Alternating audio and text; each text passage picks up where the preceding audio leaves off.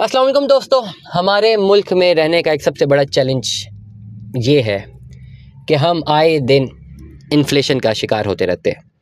सबसे बड़ा चैलेंज ये है। सबसे बड़ा चैलेंज एक ये भी है कि हमें अपने नान नफ़्का को पूरा करना पड़ता है। नान नफ़्के से मैं हमारी मुराद ये है कि हमें अपने घर के किचन को चलाना होता है। मैं पहले भी अपने व्लॉग्स में बात कर चुका हूँ कि हमारी यूथ के लिए दो चैलेंजेस हैं, या जो भी कमाने वाले लोग हैं, बच्चे हैं, बच्चियां हैं, यंगस्टर हैं, जिनमें ये क्रेज़ है कि उन्होंने पैसा बनाना है, उन्होंने अपना स्टैंडर्ड ऑफ लिविंग को इन्हेंस करना है। उनके दो चैलेंजेस हैं। सबसे पहला चैलेंज तो ये है कि वो अर्निंग करें, कुछ कमाएं जिससे उनका घर चलना शुरू हो। सबसे पहला जो उनका मैटर ऑफ कंसिडरेशन है वो ये है कि एक ऐसा रोज़गार जिससे उनका घर चलना शुरू हो। उसके लिए बड़ी मेहनत करते हैं, पूरा दिन रात एक कर देते हैं। कोई फ्रीलांसिंग कर रहा है, कोई जॉब्स कर रहा है, दे डू एवरीथिंग। और बहुत सारे लोग जब मेहनत करते हैं तो अल्लाह ताला उन पर करम करता है और वो इस काबिल हो जाते हैं कि वो अपने घर के अखराजात को चला सकें। ठीक है, लेट अस सपोज़ एक बच्चा जिसके पास कुछ भी नहीं है, वो मेहनत करता है और वो मैनेज करता है कि वो पैसा बना सके, तो वो महीने का 50-60 हज़ार रुपये बना लेता है और 50-60 हज़ार रुपये में वो अपना घर का किचन चलाना शुरू कर देता है।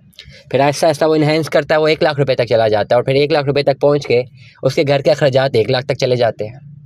लेकिन ऐसा और मेहनत करता है, उसकी इनकम 2 लाख हो जाती है, लेकिन वो अपने घर के अखराजात को 1 लाख तक स्टिक कर देता है और 1 लाख उसकी सेविंग्स बच जाती हैं और वो 1 साल तक 6 महीने तक ये सेविंग्स कर पाता है। अब उसका एक दूसरा चैलेंज आ गया। अब चैलेंज क्या आ गया कि वो जो इतनी मेहनत से वो पैसा बना रहा है और लाख रुपया सेव कर रहा है, वो सेविंग बैंक में अगर पड़ी हुई है तो वो डी वैल्यू हो रही है, वो रोज़ाना की बुनियाद पे डी वैल्यू हो रही है। वो 1 लाख रुपया सेव करना शुरू करे 3 साल तक, 3 साल बाद उसके पास लमसम वैल्यू 36 लाख होगी, लेकिन 36 लाख की कोई वैल्यू ही नहीं होगी।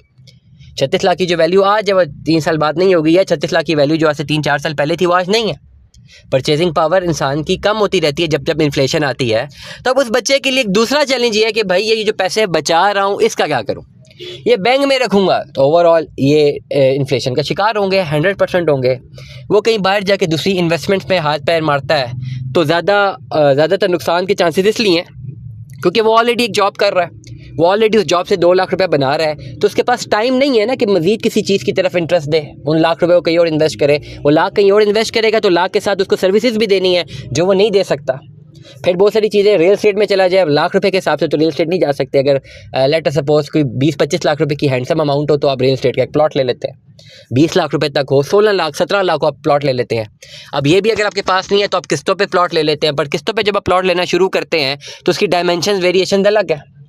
ठीक है, अब जो लाख रुपया महीना बचा सकता है चलो वो तो किस्तों पे प्लॉट अफोर्ड कर लेगा, लेकिन जो 20,000 या 30,000 या 40,000 महीना बचा रहा है, या 10,000 या 15,000 महीना बचा रहा है, या 20,000 बचा रहा है, 45,000 बचा रहा है, वो प्लॉट की तरफ नहीं जा सकता। प्लॉटों की तरफ जाता है तो किसी ऐसे के बंदे के हाथे चढ़ जाता है जहाँ पे वो फ्रॉडिया होता है, तो वो उसके पैसे वो भी डुबो देता है। तो उसको क्या करना चाहिए? तो मेरा ओवरऑल एक एज एन इन्वेस्टमेंट कंसल्टेंट मेरी एडवाइस ये है कि भाई जब आपके पास सेविंग्स है, मैं खुद एक रियल एस्टेट का कंसल्टेंट हूँ, मेरी अपनी रियल एस्टेट की फर्म है, रियल एस्टेट के हवाले से कोई भी सवाल पूछना चाहें मुझसे पूछ सकते हैं। लेकिन मैं हमेशा एडवाइस करता हूँ पोजेशनेबल प्रॉपर्टीज़, या वो प्रॉपर्टीज़ जिनकी डाउन पेमेंट भी ज़्यादा है, इन्वेस्टमेंट भी ज़्यादा है, उनकी इंस्टॉलमेंट भी ज़्यादा आपने देनी है, और फिर पोजेशनेबल प्लॉट भी या घर भी या फ्लैट भी आपको 4-5 साल बाद मिलता है। लेकिन कोई ऐसा शख्स जिसने सिर्फ पैसे बैंक में रखने हैं, उसका रियल एस्टेट में रुझान नहीं है, वो कहीं और अपनी इन्वेस्टमेंट नहीं कर सकता, वो बैंक की डिवैल्यूएशन से डर रहा है बैंक में पैसे रख के, तो उसको क्या करना चाहिए? तो उसको मैं ये एडवाइस करूंगा कि आप बजाय वो पेमेंट डिजिट्स की फॉर्म में बैंक में रखने के, आप उसके डिफरेंट स्टॉक्स बाय करें। हर महीने अगर आपने 1 लाख रुपए सेविंग करनी है तो 1 लाख से आप 50,000 रुपया बैंक में डालें, 50,000 रुपया आप स्टॉक मार्केट में डिफरेंट स्टॉक्स लें। वो 50,000 रुपये भी अब एक स्टॉक पे ना लगाएं, आप 5 अलग अलग कंपनी के स्टॉक्स ले लें, उनको एसेट के तौर पे पड़े रहने दें। अगले महीने आपने लाख रुपया फिर सेव किया, 50,000 आप बैंक में रख लें, 50,000 के स्टॉक्स ले लें। अगले महीने आपने लाख फिर सेव किया और इस तरह आप 1 साल तक अपनी एक्टिविटीज़ करें, अगर आपने सेफ एंड साउंड अपनी इन्वेस्टमेंट सिक्योर करनी है।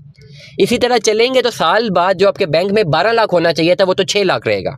लेकिन जो 6 लाख की आपने वैल्यू स्टॉक मार्केट में इन्वेस्ट की है और वाइजली इन्वेस्ट की है मल्टीपल स्टॉक में, तो एन मुमकिन ये चांसेस हैं कि वो 6 लाख 7 लाख हो चुका होगा, 6.5 हो चुका होगा, 8 लाख हो चुका होगा।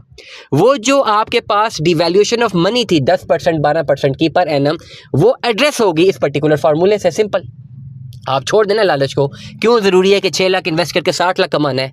इसी तरह तो लोग लूटते हैं, जो लालची लोग उनको चाहिए होते हैं। मैं तो आपको ये एडवाइस करता हूँ कि आप ये फिगर छोड़े ही ना कि जी आपने 6 लाख इन्वेस्ट किया तो 60 लाख का मुनाफा चाहिए। नहीं चाहिए भाई, आपका सिर्फ एड्रेस ये होना चाहिए, प्रॉब्लम आपकी आइडेंटिफिकेशन ये है, प्रॉब्लम स्टेटमेंट ये है कि भाई पैसा डिवैल्यू हो जाता।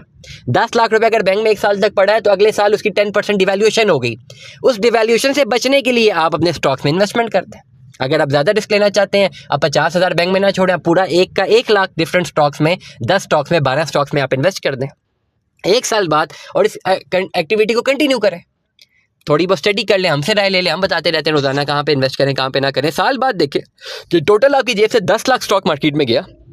हो सकता है उसके आपने 100 कंपनीज के शेयर्स लिए हों, हो सकता है 90 लॉस में हो, लेकिन जो 10 प्रॉफिट में होंगे उनकी एक्चुअल वैल्यू बन रही होगी 10.5 लाख, 11 लाख रुपया, चलें लेट सपोज 11 लाख लगा दी, तो वो जो 10% की आपकी डिप्रिसिएशन थी वो ओवरऑल एड्रेस होगी। और ये मिनिमम मार्क्स बता रहा हूँ, एन चांसेस हैं कि साल में स्टॉक्स की वैल्यू बहुत ऊपर चली जाती है। अक्सर अच्छी अगर आपने वाइजली डिसीजन लिए हो ना तो बहुत ऊपर चली जाती है वैल्यू। ये इतनी भी कैपेसिटी रखता है कि वो 10 लाख ने 20 लाख बना दिया हो। लेकिन चलें वर्स्ट ऑफ वर्स्ट सिनेरियो में एटलीस्ट आपकी वो जो महंगाई का फिगर है, इन्फ्लेशन जो आप ओवरऑल 10 या 12% या 8-10% जो हर साल हमें देखनी पड़ जाती है, उससे तो जान छूटेगी। तो आप इस टाइम के साथ, इस टाइम फ्रेम के साथ साथ आपकी डोमेस्टिक पर्सनल इकोनॉमी और आपकी ओवरऑल इस मुल्क की इकोनॉमी साथ साथ अलाइज ऑन हो जाएगी और आप पस्तगी की तरफ नहीं आएंगे, आहिस्ता आहिस्ता तरक्की की तरफ जाएंगे। ये वो अवेयरनेस है जो रोज़ाना अपने व्लॉग्स में बताता रहता हूँ, कोशिश करता हूँ कि आपको एडवाइस करता रहूँ, और इंशाल्लाह मैं ये करता रहूँगा। दुआ में याद रखिएगा, अपना बहुत सारा ख्याल रखिएगा।